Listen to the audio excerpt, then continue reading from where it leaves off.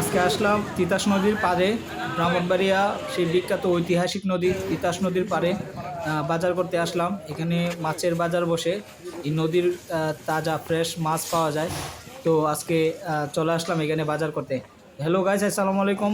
আপনারা দেখতে পাচ্ছেন আমরা সেই ঐতিহাসিক নদী তিতাস, একটি নদীর নাম। সেই নদীর পথ ঘেঁষে আমরা চলে আসছি ব্রাহ্মণবাড়িয়া আনন্দবাজার মৎস্য আড়তে। এখানে নদীর তাজা ফ্রেশ মাছ পাওয়া যায়। তো আজকে ভাবলাম যে কিছু মাছ কিনে নিয়ে যাই। বাসার যে মাছ ছিল স্টক শেষ। তো এই যে দেখতে পাচ্ছেন খুব নদীর খুব ফ্রেশ তাজা মাছ। দেখেন ভাই কি মাছ নেবেন? মৎস্য শিকারীরা নদীর পাশ গেড়ে আপনার যে বাজারটা সেখানে পুঁটি মাছ কত করে? খুব ফ্রেশ মাছ, তারপরে পুঁটি মাছ দেখতেছিলাম। পাশাপাশি দেখি আর একটু দেখি মাছ উঠছে। তো আপনারা দেখতে থাকেন, দেখেন খুব সুন্দর সুন্দর ফ্রেশ একদম ফরমালিন মুক্ত মাছ।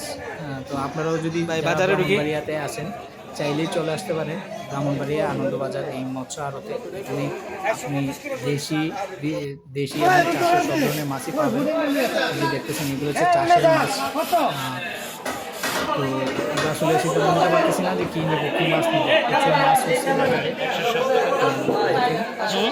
সব ধরনের মাছই আছে। তো এখানে তেলাপিয়া মাছ 160 টাকা কেজি। এখান থেকে 1 কেজি নিয়ে নিতেছেন। যদিও আমরা আরও কিছু মাছ নিয়েছি, এগুলো আসলে ভিডিওতে আসে নাই, দেখানো সম্ভব হয় নাই। আরও কিছু মাছ নিয়ে নিলাম, তেলাপিয়া মাছ। মাছটা খুব ভালো লাগছে, নিজেদের পুকুরে চাষ করা মাছ। তো এর জন্য এই হচ্ছে আনন্দবাজারের বাজারের ভিতরের অংশ। বাজারটা আসলে বিশাল বড়। যদিও আমরা আসলে নদীর সাইড দিয়ে আসছিলাম মূলত নদীর তাজা মাছ কেনার জন্য। এর পাশাপাশি আমরা আসলে ভিতর সাইডেও একটু দেখলাম যে কী কী আছে নদীর মাছ, চিংড়ি, কিছু ভিতরে আসলে আসলে ভালো লাগে।